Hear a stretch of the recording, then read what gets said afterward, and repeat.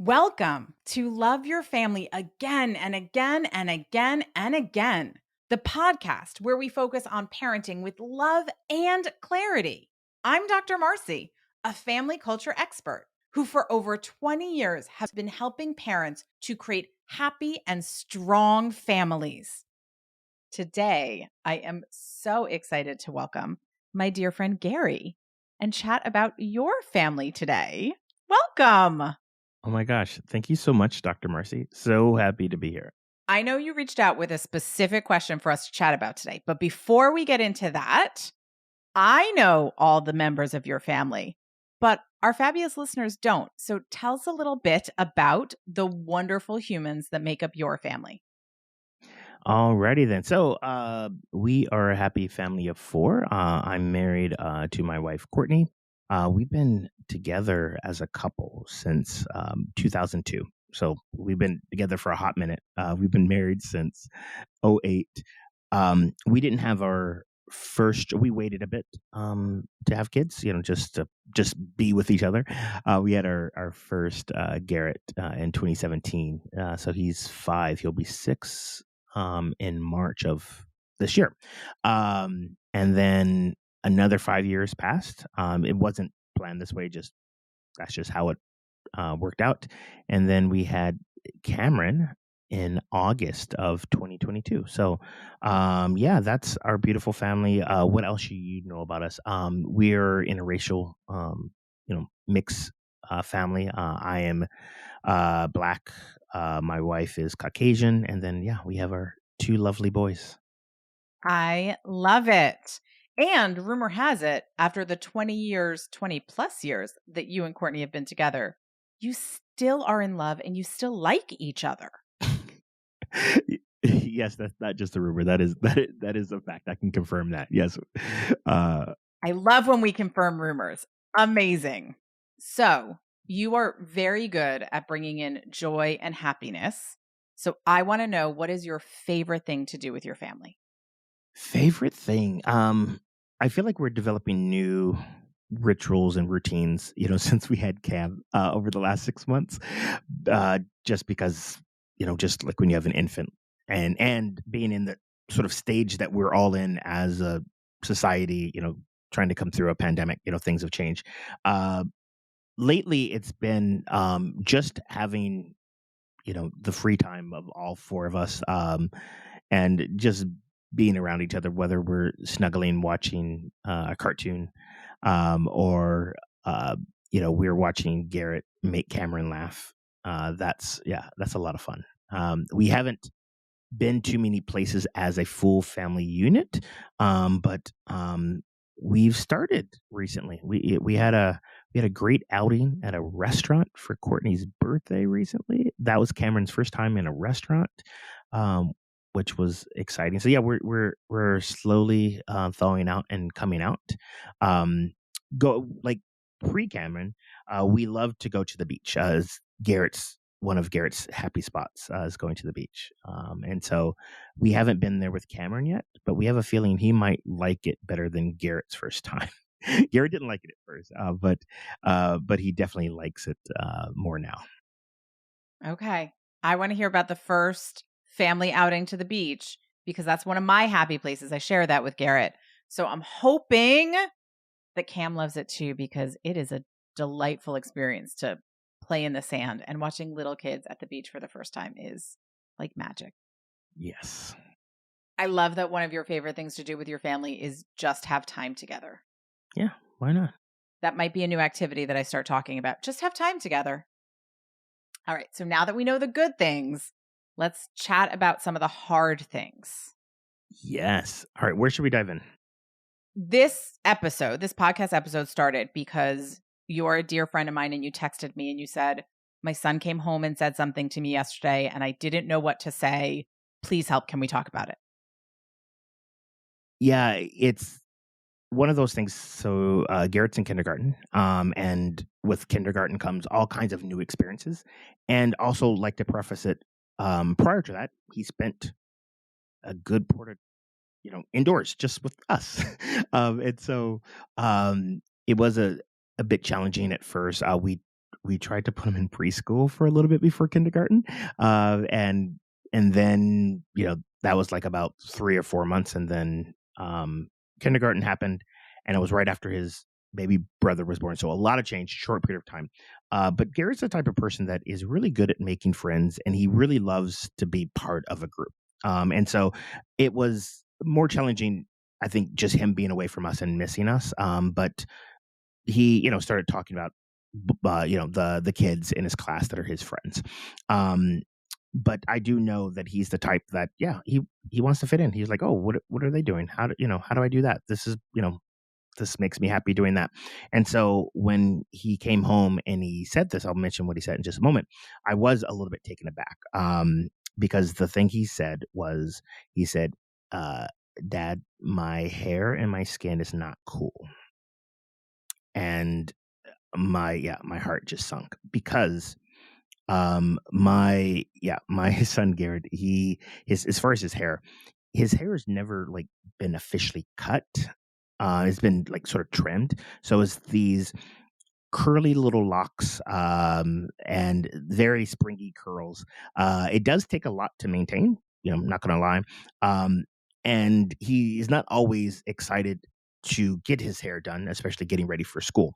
However, we do remember, a few times, like when we either put it in a little bun, just to keep it up for swim, or the first time we did trim it and it was a bit short, he didn't like it. His identity was around, him with his longer hair. And I remember a few times he would like look in the mirror. He's like, oh yeah, there I am. When it's, when it was out of so that was something, that's very near and dear to him. And him not liking it short, has been a big thing. So to have him first come, home and say, my hair is not cool, was a big thing, and I knew it was probably a matter of time before, he might have a different change in his hair. That is completely doable. We can, we could talk about what sort of style does he like, and we can go with that. It may take a little bit of time for us as parents to get used to it. But completely supportive if, for changes like that. The thing that like really got me was, when he mentioned his skin is not cool. And so he, being mixed, he is rather fair skin. He is a, I'm a little bit more on the caramel side, and my wife, she is more on the fair of the fair, Snow White sort of side. And so he leans a little bit more sort of on the sort of fair side of the spectrum. Um, and I know a number of the kids, that he plays with, do have brown skin. And so yeah, that was the thing. And I was like, wow, all right. The fact that he doesn't think that his hair is cool and his skin is cool was like a big thing. So, my first question is, what did you say to him when he said that? Yeah. Well, after sort of picking my jaw off the floor, you know, uh, I at first was like, almost like got defensive, like, what do you mean? You're cool. And then I started, asking him like a little bit more I focused more on the hair than the skin at first. I was like, what about your hair isn't cool? Like, what would you like? He didn't really necessarily have an answer for it. And the interesting thing with Garrett, sometimes I think he just says these things and he just doesn't necessarily want to discuss it. But like they are, I, I don't necessarily think um, like as far as the gravity, maybe not as much as it is for, us as parents, wanting, the best. And then we're just like, at first I'm like, who's that? Where'd you get this from? I'm like, do I need to go down to this school? If you ever seen Big Daddy with Adam Sandler, like back in the like was it late '90s, early 2000s, like we're this scene with Adam Sandler, he's like with these little kids, like giving them a stern talking to. I'm like, all right, I'm not going to be that parent. But I first started asking about the hair thing, and he didn't really have an answer. So then I was like, all right, well maybe he just needs more references. And I was asking, I was like, oh, Patrick Mahomes. So we're Kansas City Chiefs fans. Patrick Mahomes, he's a mixed, He's half black, half white, and he has curly hair, like Garrett. And he says, "Yeah, but his is short on the side." I'm like, "Okay, but it's curly, you know." And then um, I have a niece who is 16 years old, and she has her first serious boyfriend. And as much as I didn't necessarily want to bring this up, but I'm like, well, her boyfriend's name is Sean. He is mixed race as well, and he has a lot of curly hair. And I'm like, hey, here's Sean, and I was like, he's cool too, you know. But my main thing was to give him references. Maybe that was it. Like he didn't necessarily see enough people like him. Um, so that was it. Like we stuck mostly with the hair thing. And then the skin thing. I was like, didn't really know how to address that, but I was like, oh man, this must be a big thing. If he's bringing it up, and turns out he also brought it up with my wife as well. So it is definitely something he's thinking about if he brought it up with both of us. Yes. Okay. I always think of things first and foremost behaviorally of what does he need in order for him to feel good about himself. So this isn't how he's thinking about the world, right? So we're going to talk about that first. But then the second layer is the societal and cultural pieces that have led to that feeling. Because my guess is that there wasn't a kid at school who said, I don't like your hair. And so he has taken it in, but it's more the systematic racism that is part of our world that is where these thoughts came from. And so we have to make sure we're doing both. But we're going to start with how do we make him feel good about who he is in the world? Sound good? Yeah, great point. What does he already love about himself? Well, it was his hair. And that's not there. Yeah. Um, well, he likes that he can run fast. Awesome. Um, and he talks about how strong he is Okay. and how he can lift things now, especially his baby brother. He's very proud that he can lift his baby brother now. I love that. Oh, he's getting really good at spelling things and sounding things out. Um, And so, yeah, he does definitely like that. He's very proud of that. And his drawings, he draws all the time, and he has little people and stuff that he draws. Um, yeah, Okay. Awesome. I love all. So there's a variety of things. yes, and he has good style too. Uh, and so maybe this might be all part of this, like because he's always conscious about yeah, the outfits and stuff that he puts together. Like if he wants to go somewhere, like he's like, oh, I'm gonna wear this outfit because they like this color or this, that, and the other. So when we went out to dinner for Courtney's birthday, he had this sort of matching hat with, this matching shirt, and then he wanted to wear these glasses. Again, he's very conscious about style and putting things together. So that piece of the style also makes me think of the language he used of my hair and skin's not cool. So your style makes you cool, right? The right hat with the right shirt, with the right pants, or maybe no hat. All of those pieces I think of as defining someone as cool.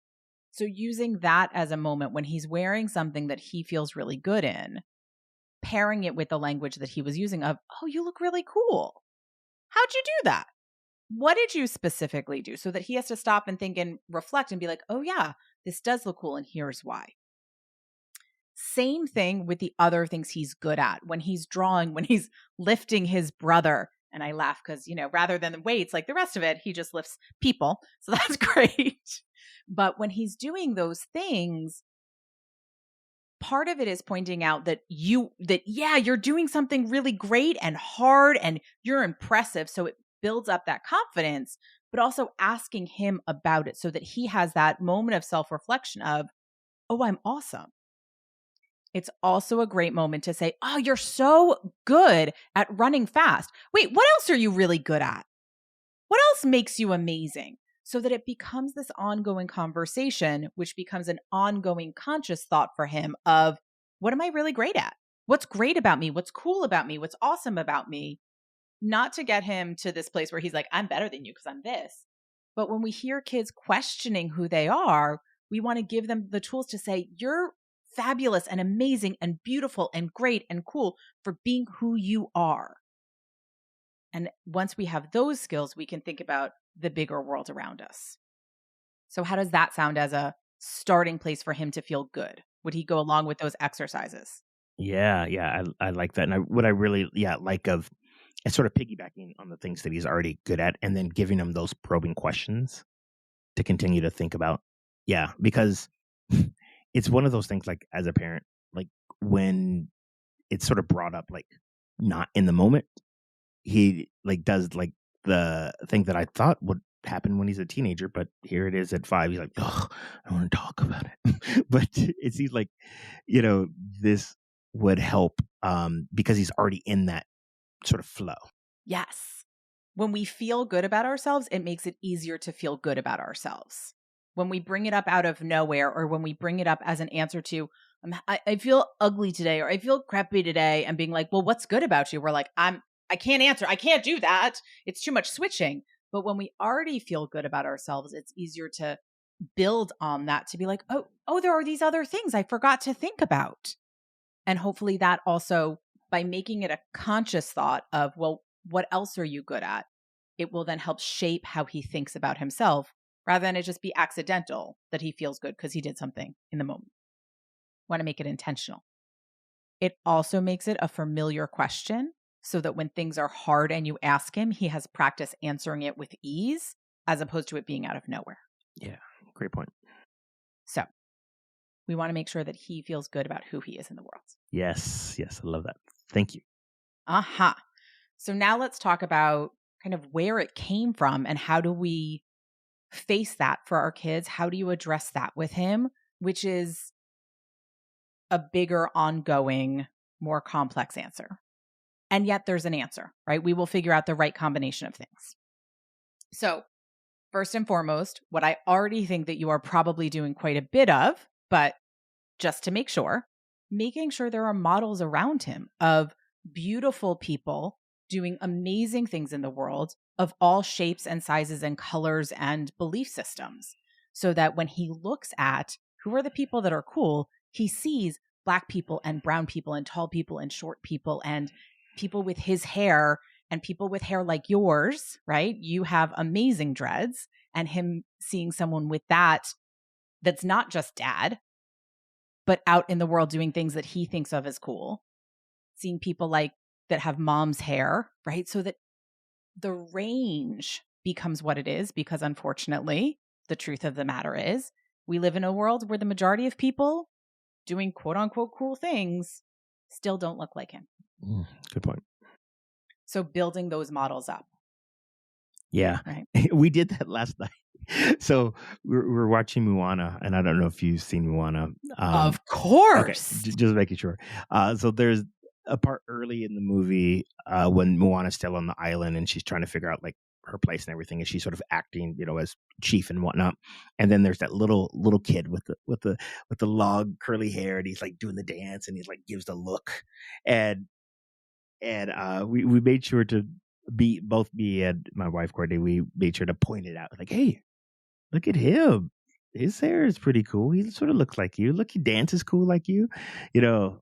But yeah, having more of those examples, yeah, for him to see. I think of Encanto, and the kiddo that can shapeshift, I think has hair like Garrett's. Yeah. Right. But pointing it out, because it's easy to not see ourselves when we are the rare thing. So he might glaze right over that, but being like, hey, and not just saying, hey, he has hair like you, but being like, that's super, he's super cool. Look at what he can do. That's amazing. So you're highlighting the person that looks like him, not because they look like him. Well, because they look like him. But to Garrett, you're going to say, look at that amazing person doing super cool things. He'll say, oh, yeah, they are. Oh, they look like me. That's what'll happen in the back of his head. Because we don't just want him to see people that look like him, but we want him to admire people that look like him. Yeah. Great point. Yeah. So that's part of it. The second is, and at 5, I don't know that he has the words or can talk about it, but asking him what would make skin cool, or what would make hair cool.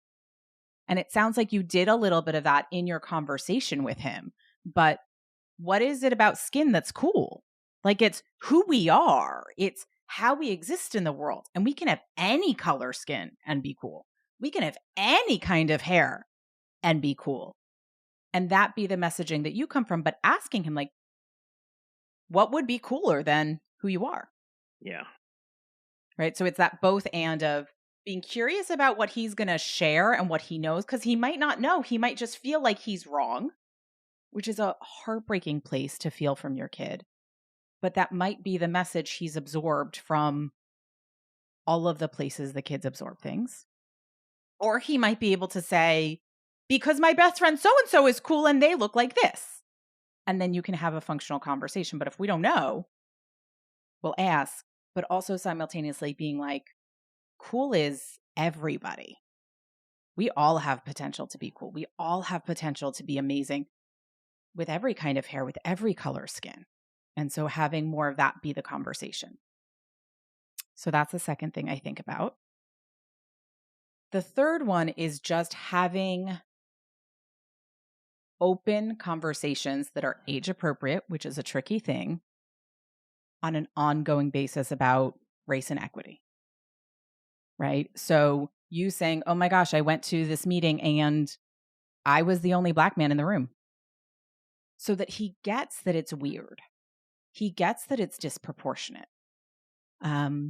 Or, Courtney saying, we went to this play group, we went to this experience, and there were 3 other kids that were also from interracial families. It was super cool. So we highlight the good in the inequity and the surprise of how wonderful it is when we see the other people that are like our family, but that we also talk about the moments where it's hard and unfair. And while I know that you want to do everything to protect him, so we don't want to talk about all of the things that make it unfair, letting him know that it is part of what will make him feel okay about who he is. Because when we just hide him, we're not going to talk about the fact that he's going to have harder moments than a friend who has lighter skin. It's not okay, but it's true, at least today. Yeah. And so saying that to him, I've had moments where I felt that way. Well, not me because I'm white, but you, right? Or, if you have friends, I could talk to him about being Jewish and sometimes feeling out of place or like people aren't going to like me for that. Or talking about being queer, right? And that has made me feel strange in certain places and not welcome in certain places, right? So inviting your community of wonderful people to talk to him about, in 5 and 6-year-old language, about their hard moments and what they did to overcome it. Because from knowing you, I know that you have not let your race, your anything stop you from achieving the things that you want. Doesn't mean there weren't hard moments you had to get through, but you said yes and. Oh, look at you. That's what we want to teach Garrett. Love that. Right? So then welcoming in all of the conversations from all of the wonderful people in your community who are also of color and therefore have had moments where they felt discriminated and that hurt, and have them sharing their story, or from different religions or from different orientations of anything, so that he gets everyone has a version of this story. Doesn't mean we're not cool. Doesn't mean we can't do amazing things. Doesn't mean we're not the best, most magical, fabulous people ever. It just means we have to remember that we are. And so when I say have all these people come tell him stories, I mean like when they come over for dinner, they sit down and tell him a 3-minute story. Oh my gosh. There was this one time I thought that my hair was just too short to be a girl. And all my friends started asking me what was wrong with me because I cut it all off. And I was 30 years old. And I told them, I like it this way. And they wanted to make all sorts of stories up about who I was because of it. And I said, no, I like it this way. So I'm keeping it. And that's not nice. And you know what? They all said, okay. It was really hard. I like your hair, man. Gotta go. Back to dinner. Right? So short and sweet stories, age appropriate, where he starts to get that whether his hair is cool or his skin is cool is up to him to decide. Because right now, unconsciously, the world is making that decision for him. And that's not what we want. Because people will have opinions. And we only want him to listen to the ones that tell him how amazing and fabulous and incredible he is, and to let the rest go. What do you think? Yes, I love that. And I love, yeah, sharing, having people just share, age appropriate stories, just so that, yeah, whether he's getting it consciously or unconsciously, he's getting this repetition of like, oh, yeah, people are different. Yes. And this is something to ask of those who are your friends and family for the rest of your kids' lives. Because talking about building up his own resilience of who he is to love himself is a lifelong journey, as we all know, because as adults, we still have those moments, but also facing the systematic racism that is part of how he ended up feeling this way takes a lifelong journey. So having it be that the people around you have talked to and you've said, I'd really love it if you could bring this forward for my kid. We want the hard conversations that make us better, stronger people. We know that's part of what we need to do. So we're going to have these conversations every week, every month in our family. We invite you to be part of that. Tell our kids your resiliency stories.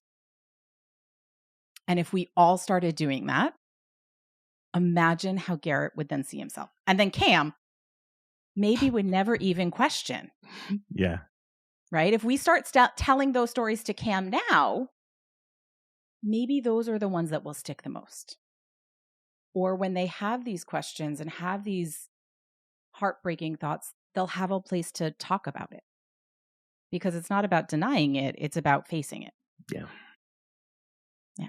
One thing that about all of this, which is very promising, because as a parent, when you send your kid off to school, it's the unknown. It's like you have no idea, what sort of conversations are happening, and you want to hope for the best, but being realistic, some of them might not be the best conversations, but this is more in your control. And then it's more of like, all right, if you add more of these to the mix, hopefully they outweigh those other things that you have no idea what's going to happen. Yes, exactly. We can't control what everybody else is going to say. We can't control what our kids are going to overhear in school or be told in school or experience. And as much as we would love to think that everyone around us is going to only do good, that's not true. But we can stack the deck in our favor. So the more you build up clarity around everyone is lovable, everyone is capable of greatness, people of all different compositions do incredible things in this world. The more you teach him that in every way, the more that's going to be the loud voice in his head.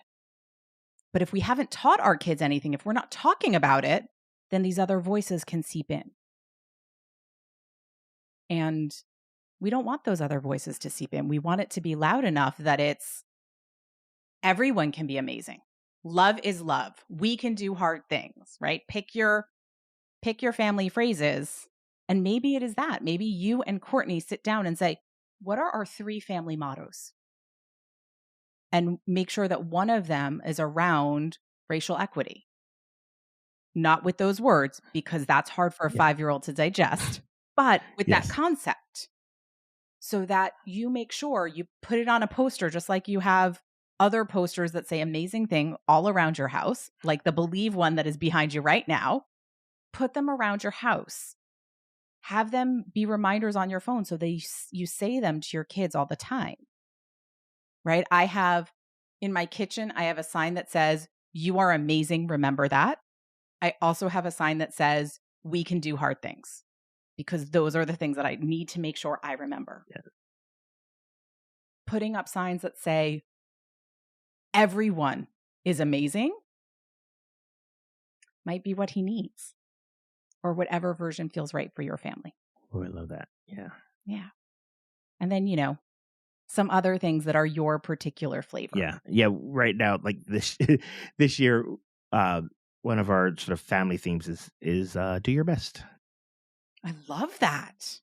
So what'd you do recently that was your best? I went out and I worked out, even though I was a little exhausted, because, we had been sleeping well, with sicknesses and stuff like that. But yeah, it was 20 minutes. It was my best. That is you went out and got there. There's one workout I do where the instructor always starts every whatever workout it is, always says, "You already did the hard part because you showed up and you're here." Right? And I'm like, "Yeah, I did. I did. I showed up." So you are used to family mottos. So now we just need to add in a couple around this so he can learn that everyone's beautiful and his hair is fabulous. Yes, it is. He just needs those reminders. Yeah. Are there other pieces to smooth out still? No, yeah, I think the sort of learnings here is reinforcing that, um, cool is what you make of it. And he can be very pragmatic at times. So helping him realize that yes, this person or group of people, you may see them as cool and you want to emulate them exactly. And just know that cool comes from the things that you wear, your attitude, how you act. It's not your skin color, and things like that. So just reinforcing that for him.